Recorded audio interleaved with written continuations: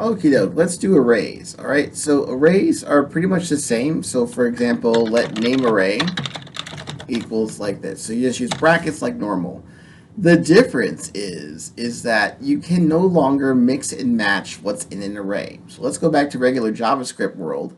All right, so in regular JavaScript world, you can, for example, let me go down here. Let's make a new function, array function. So for example, I could be like, let name array equals Jonathan 0 true hello. So like I have some strings, I've got a boolean, I've got a number. You can mix and match these all day long in JavaScript. Regular JavaScript, an array just is a list of values of some variety.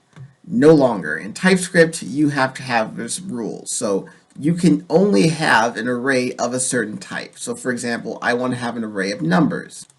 So for example, if I want an array of numbers, you do the colon to denote a type, number, and then the brackets. Now this will be an array of numbers. So I can do 0, 5, 10, 15, but I can't do this. Right? This is a string. Okay, this is not a number. This is an array of only numbers. So therefore, that's the only values that are allowed inside this array. And if it's a number, it could be whatever, like 1,000, negative 2,752, like whatever. But when I say the type of the array is an array of numbers, the only elements that are in the array are all of type number. That means all the methods for arrays, like for example, name array dot push has to be a number. I can do this. I cannot do this. Okay, TypeScript will check. George is a string. Name array, which I really shouldn't have named name array, but like it's all array of numbers. They don't match.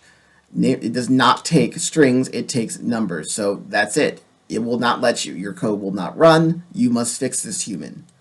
Right? So to give you some examples, name array should obviously be a string. So I will rename that. My apologies, but we're gonna do string. Okay, cool. Let have that be a semicolon.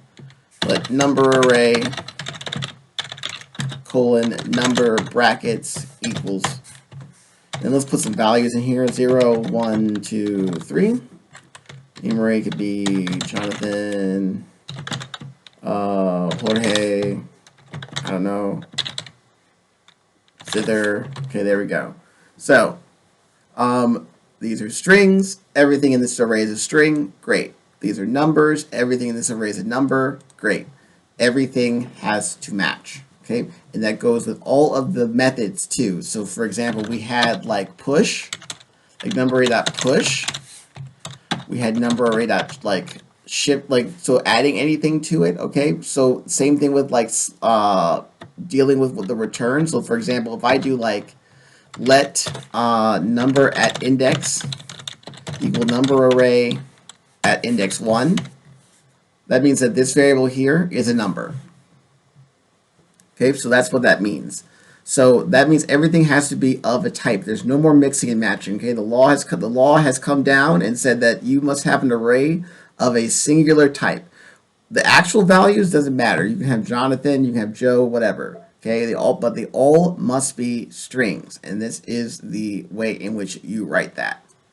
All right, so that is how we deal with arrays. Let's start dealing with what are called objects. Okay, and what are called interfaces.